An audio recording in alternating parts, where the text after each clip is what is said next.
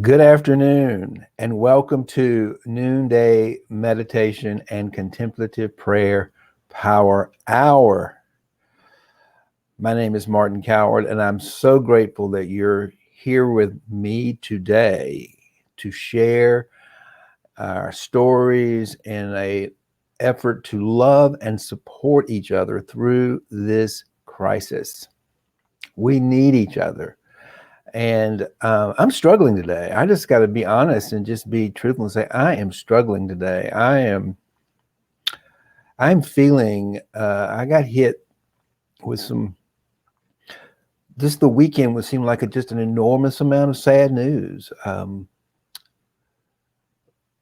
My cousin let me. I heard from my cousin, her lifelong friend, her childhood friend, her friend from boarding school. Died of cancer Saturday morning, and Julia Reed, wonderful journalist, beautiful woman, died of cancer at 59 years old on Saturday morning. I woke up to that news. I also woke up to the news of this incredibly talented young black man, Chadwick Boseman, who played. I think he played the. He was a superhero. I think it was the Black Panther, I believe he played in. And I didn't see the movie, but I'm well aware of him and his talent and he's a wonderful role model for young people. And that made me sad. He's 43 years old. And then the news of just every day, thousands of people dying from the COVID-19, and it just is overwhelming. But the piece that got to me the most over the weekend, and again, if you're joining me, please just type into the chat your say hello, so I know you're here. It's always nice to know who's here. Otherwise, I just see numbers. But thank you for joining me today, because we come here every day to love and support each other through this. And I know for a fact that it's through the sharing of our stories, being vulnerable and sharing our stories from a place of truth and honesty and compassion and empathy, is how we heal. We heal each other and we heal the world. And that's why I do this. That is the only reason why I do this. It's because it's a way of us healing from this horribly painful time in the history of our lives. I mean, the whole world is and to be in denial of that makes it even worse. So for me, the news that hit me the hardest this weekend was a short text I got from a really dear friend of mine, letting me know that both his mother and his older sister died of COVID-19. I was sick to my stomach. I can't imagine that intellectually, but I could certainly feel it. And I'm grateful for my ability to feel. I'm grateful for a lifelong contemplative practice that's taught me not to resist my feelings, as unwanted as they might be, but to love and accept them and welcome like precious children. And it's through that love and acceptance of myself and love and acceptance of these feelings that I felt a sense of connection to my friend who was miles away. But in hearing that, in feeling that pain of loss of a loved one.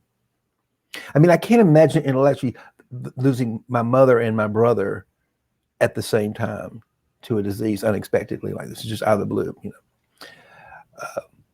my mother died years ago. My brother's still living, but I can't imagine intellectually, but I could feel it. I could feel the pain of loss of someone we love. And for that, I am grateful, because it was through the feeling of that pain that I was able to sit last night and just connect with my friend. I looked at a picture of him and just thought, wow, what a beautiful man. I'm so grateful to have him in my life. And I'm so grateful that he shared this story with me. And I am grateful to be able to sit in this pain and suffering with him. because that's how we connect and that's how we heal. And that's how we connect and heal each other. And that's why we're here. That's why we come here at noon. It's one place. It's one of the reasons. It's the only reason we come here. But it's also the reason why I created this space, where we'd have a safe refuge to come and share our stories and listen to one another. That's also the reason why I created the Financial Mystic Sanctuary, which is another place on Facebook, a private group where men and women can come together and share their stories with each other and heal. I know this is not a really great forum for sharing, because I'm the one typically doing the talking unless people put something into the chat. And I encourage people to do that. But it's not just in the sharing of your story we are healed. We are healed in the listening and the sharing. So thank you for listening, because I know that by you listening to me and me listening to you, and just being together in this, and we can feel by listening and sharing, we feel our way into each other's hearts, and that's how we connect. And the spiritual truths are, the spiritual teaching is that God is in the suffering. The divine within us is in the suffering, not some God out there, but the divine within us is in the suffering. And that is so clear, but we've got to come together. We've got to come together in order to really feel it. But so I just want to be open. I said, I'm really struggling today. I had a hard time just writing something this morning. And I just decided I needed the healing myself. And that's why I'm here. And so thank you for joining me to listen, whether you're listening to me live or listening to the replay. It really doesn't matter, because it's all timeless anyway. It's all in the moment. So if you're listening to the replay or you're listening to me right now, it's all in the moment. Whatever you need in the moment. And if you're feeling something, and I know that one of the things that I encourage, that I do and I encourage you to do, is to get out your journal and just write your story. Put it out to the universe through journaling, and maybe even publish it. Publish it to the Financial Mystic Sanctuary. We'd love to hear your stories. Come in and share your story, what you're going through right now. You know, sometimes I'm feeling a tremendous amount of joy from the connection. So and I'm almost embarrassed to say I'm feeling joy today, because I think that people are going to think I don't care. But actually, it's the opposite of that. I'm feeling joy because of the deep care and the deep love I do have, and we have. But as Rumi says, treat all of these emotions as guests. Welcome them in and entertain them all, he says. So I'm going to read today a little bit from Rumi, but I just wanted a place to share my pain and sorrow today, and so it can move through us. And my hope for you is that you will experience some sense of healing and connection within yourself today, as we meditate and we surrender and we let go, and we surrender our resistance. What we're surrendering our resistance. The human being doesn't want to feel pain. The human doesn't want to feel pain. The being welcomes the pain, because it's connection. That's how we connect. It's what makes us unique.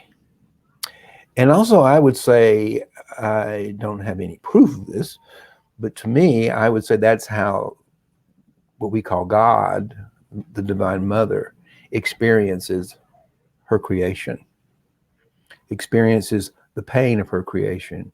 And if there's anything I could probably say that I think is important, is as we're going through this pandemic, and maybe we could think of it as a pain of the death of an old way of being. And that comes in all kinds of ways. That comes in non-attachment to things, really. But it comes in a variety of different ways. It comes in real pain when we lose our loved ones, like our mother and our sister. I just can't imagine. We lose our best friend. These are painful. And we want to welcome that pain in and share the story and heal and provide healing for us. Because those are the cracks in the heart that let the light in.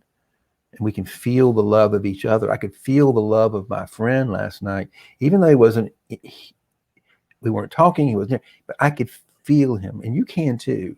If you just stop for a second and get still and listen and feel your way deeper into your heart. And that's what we're going to do here today in a few minutes when we meditate, is we're going to stop, get still and listen, and feel our way deeper inside ourselves and connect through all the pain and the suffering we're going through in the world. There's no doubt we're going, this is, to wake up and hear that over 1,000 people are dying a day in America. That is painful. And it gets, but it's just a number in some ways. It's almost hard to imagine because it's so until it hits home, until you get a text from your friend saying my mother died, my sister died, then you can feel the enormity of this pandemic,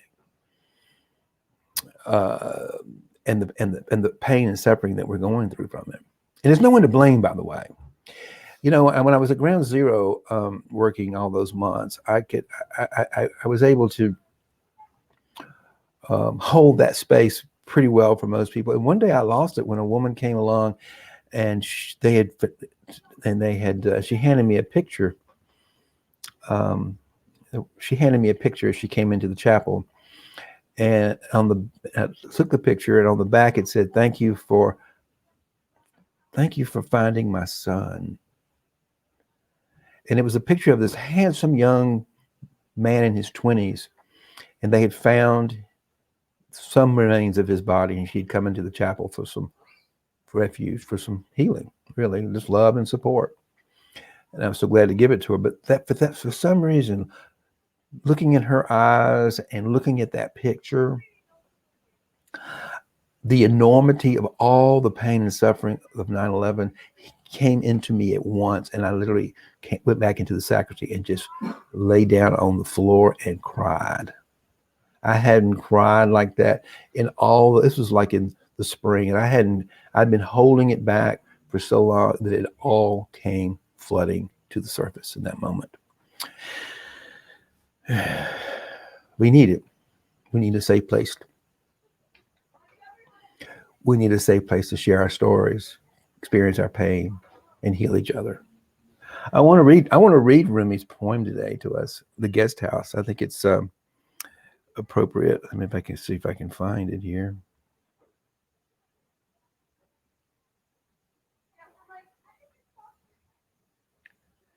Hold on, I had it.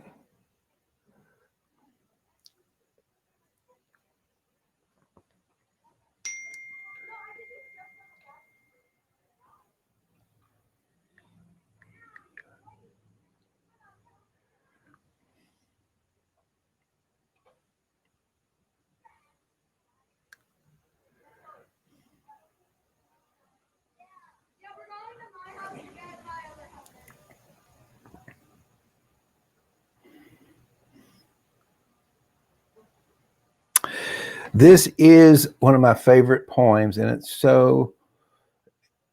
going to read it slowly, and my invitation is to reflect on the words. And when we finish reading it, we're going to meditate and do what's called contemplative prayer. And contemplative prayer is really a form of prayer and meditation with the intention of going deeper within ourselves to find the true meaning of life, to find the truth of who we are and what our purpose is. And that's why it's to go into the true self. It is to discover our authentic God self, and that's why it's called contemplative. It's a form of getting still, letting go, and listening. Getting still, letting go, and listening. So as we prepare our minds to move into this space, I want to encourage you to just get still and listen and let go of any thoughts and opinions you might be having of me and what's going on, and just pay attention to this moment in these words. The Guest House by Rumi. This being human is a guest house. Every morning, a new arrival, a joy, a depression, a meanness. Some momentary awareness comes as an unexpected visitor. Welcome and entertain them all.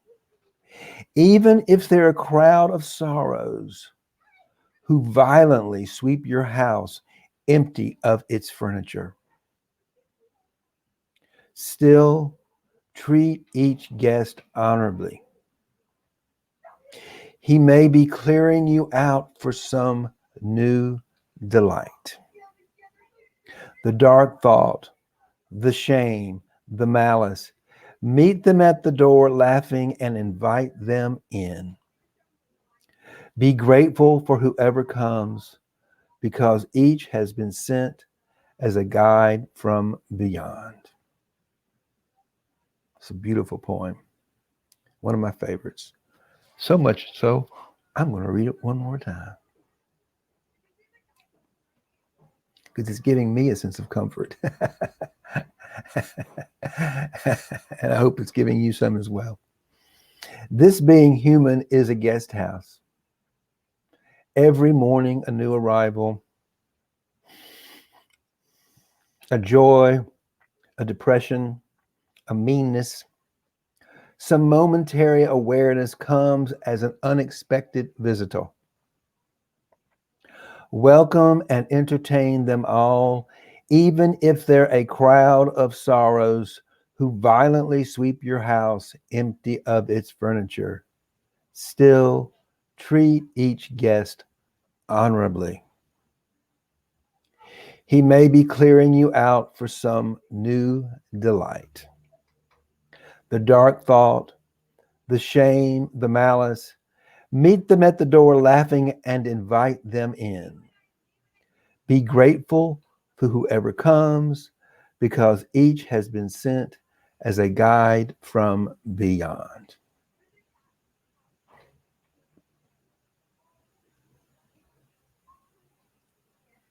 Rumi.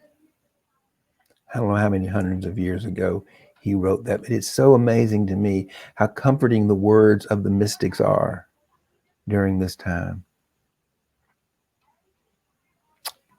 So thank you. Now let's meditate.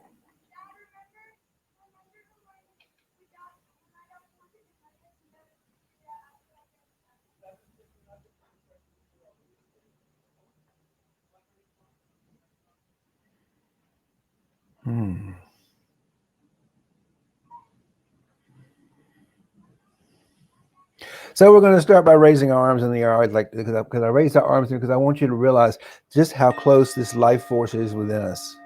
It is the force that raised your hands. Without it, you could not have raised your hands. I don't care how big your muscles are.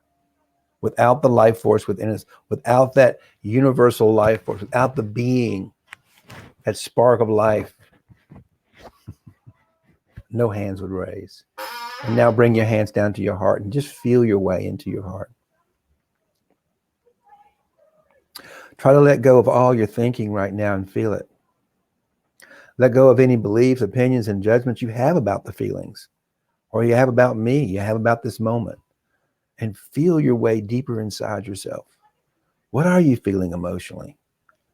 Whatever it is, welcome it and feel it, accept it, embrace it.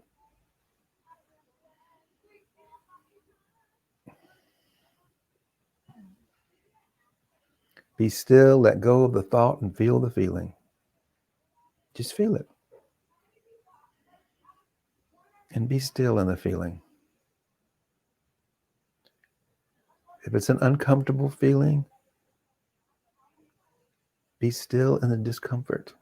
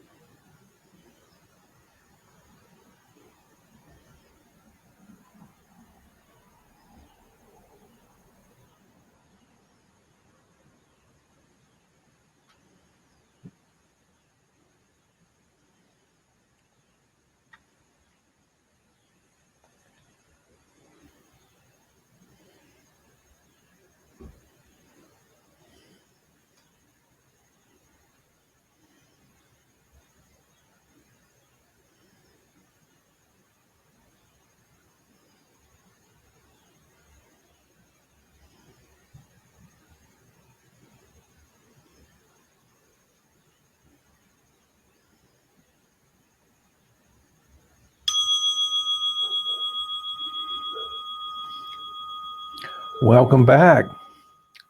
Thank you for joining me today. I want to share something with you. I would find myself, I would find myself in the meditation thinking about what I was feeling. And I would say, you're thinking about what you're feeling, you're not feeling it. So I say, let go of the thinking and start feeling and feel it. And then I'd begin to feel it again, and it would become, I would almost like let it consume me, and I could find myself kind of falling deeper into the feeling. Sometimes it felt a little bit like sadness behind my eye, deep sadness behind my eyes, and kind of a nauseating feeling in my stomach. And I just began to feel it without validating, but to validate it, not to explain it but to just validate it, just to give it its energy.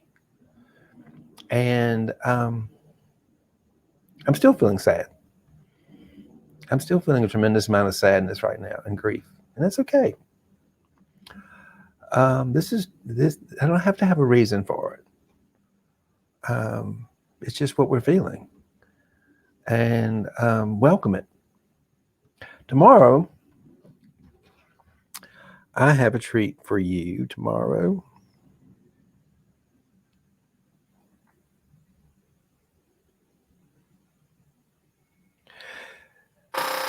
my friend Kiki Devorah Mafia.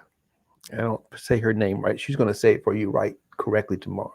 We're just going to call her my guest Kiki tomorrow. I met Kiki this past winter before COVID at a conference for spiritual conference for gay people, gay seniors. And we became good friends, and she's just a beautiful, lovely, spiritual African-American woman with a wonderful story.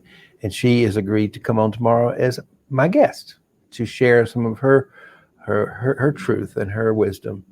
And I think right now, and I welcome that. I'm going to be bringing in a guest every week from now on. I think I want to people. I want to share I want to create more of a sharing place for people, so we can get different perspectives on what this is like. And so tomorrow, please join me for my guest Kiki. He will be here to share her story with us, and I'm excited about that.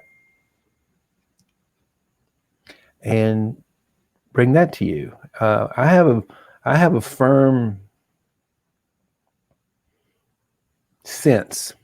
It's not a belief, because I think beliefs can get in the way of truth, but because any belief is just a thought that's been amplified to a belief system. And I think that's what religion is, and there's nothing that can get more in the way of spiritual truth than a belief. So I have a sense, a deeper knowing that looking at what's going on, that it is going to be the divine feminine. It's going to be, and actually it's going to be women, particularly Black women, who are going to fiercely love us through this into the light. That's just a sense I have, and gives me hope, particularly knowing people like Kiki, who I think are that fiercely loving, divine feminine energy in the world that's healing and helping us heal. So she'll be joining us tomorrow. And before we close out today, I want to encourage you to do one more thing: journaling. I've been saying it a lot after we sign out. My encouragement is to get out your journal and do some journaling, because journaling is an opportunity of self-love. It's an opportunity to share your story and listen to your story with yourself. I know that for myself this morning, when I was writing this piece, actually, that it was very healing for me to begin to I got out of the bed this morning and I was really struggling. I didn't even want to get up and do any of this today. I just felt like, what's the point, just too painful. But something got me up anyway, and I began to move, and I began to get coffee, and I began to write on what I'm feeling. I began to share it with myself. You know, Jesus said to love your God with all your heart, with all your soul, and love your neighbor as yourself. That's the only commandment we have. Not a suggestion, it's a commandment. And he wasn't talking about some God out there in the middle of nowhere he was talking about the Godhead within us. To love that part, get to know that part. And one of the best ways to do that is journaling, getting to know yourself, loving yourself. So I always encourage myself, because I do it, and it's been so helpful for me. I did it all through the 9 months I was in ground school. Matter of fact, that's when I really got serious about journaling, because I needed to share what I was going through with me, with that divine self within me, so that I could bring that into the space that I was working in St. Paul's Chapel. That's where I learned the practice of journaling, quite frankly. And it's powerful. It's a very powerful practice. So I encourage you to get out your journal. If you don't have a journal, get one. And journal every day. Make it part of your morning power hour is to journal. And just you don't worry about what you say or how you say it. Just say whatever you're feeling. Reflect on what you're experiencing in the moment and use it as a way to connect to this moment. Because you have to kind of focus when you're writing. You can't have many things going on at one time. When you're writing, when we're writing, particularly by hand, we set a single focus on expressing in words what we're feeling and what we're experiencing. So we're sharing our story with ourselves and listening. So give it some attention. Try it today and see if that doesn't help. Because this is tough. I can't tell you. It is a tough, tough, tough time we're going through. And I can't do it without you. So thank you for being here with me today. And may love and prosperity prevail. Much love. Thank you.